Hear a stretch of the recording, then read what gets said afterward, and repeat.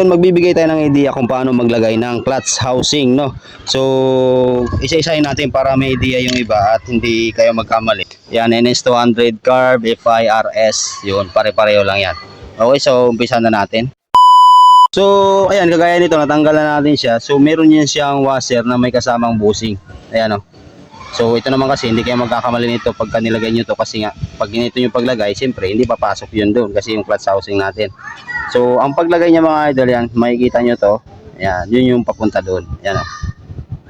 Okay, so yun yung paglagay niya. Tapos dito tayo ngayon sa clutch housing naman. So, kaya po siya meron ganito. Yung washer niya ay para po yan dito. Ayan, parang wala na siyang washer, di ba? Malimit sa iba, merong washer muna. Sa kanya, washer na may kasama na bushing dito diretso sa kanyang clutch housing. Okay, so sa paglagay ganito mga idol, no? Unang-una mga idol, hindi kayo makakapaglagay ng ganito na clutch housing sa NS200 RS, NS200 Defy, no? Hindi kayo makapaglagay ng clutch housing kung hindi nyo tatanggalin yung chain guide at hindi nyo tatanggalin yung pinaka gear dito sa kanyang sigunyal. Ito yung kumakapit yung kanyang timing chain. Yan kagaya ng ginawa natin. Pero take note lang mga idol, no, naka-TDC dapat. Ayun, no, may guhit yan. Ayun, may nakita nyo yung guhit. Yun, dapat naka-TDC yan. So, ganun ang gagawin nyo. Ililihis nyo muna to para may lagay nyo tong clutch housing. Okay, sa clutch housing naman, paglagay ganito lang, salpak lang din diretso yan. Kailangan lang, hindi siya sasabit yan. Kasi kung nandiyan pa ang timing chain, hindi mo mailagay itong clutch housing. Saka yung chain guide. Yan, lagay nyo siya pa ganito, no? Okay, so ganyan, nilagay nyo na. Tapos dito sa ilalim, make sure lang din na nakashoot yung pinaka-gear niya. Kasi kung hindi nakashoot yan, ay delikado yan. Okay, yan, no?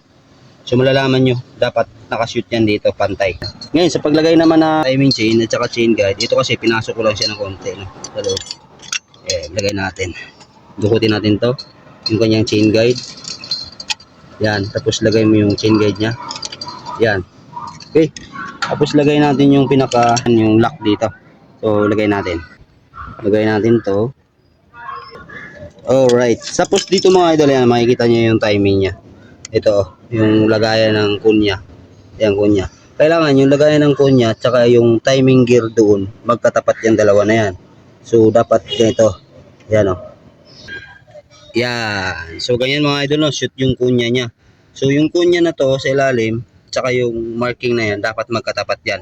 So, mamaya, pagka nilagay na natin yung kanyang tensioner, siyempre, tinanggal nga pala natin yung tensioner niya para sigurado na hindi tayo magkamali. Kasi pag nagkamali tayo dyan, pwedeng mawarak itong motor na to, no? Ayan, so, nilagay na natin, naka-TDC na. So, malalaman nyo kung shoot na ang kunya. Yan, ikutin nyo yan. Pagka sumabay na sa ikot to, ibig sabihin, shoot na yung kunya. Okay, tapos sunod na natin yung kanyang washer. Dito yan. Yan, tapos ito. Yan.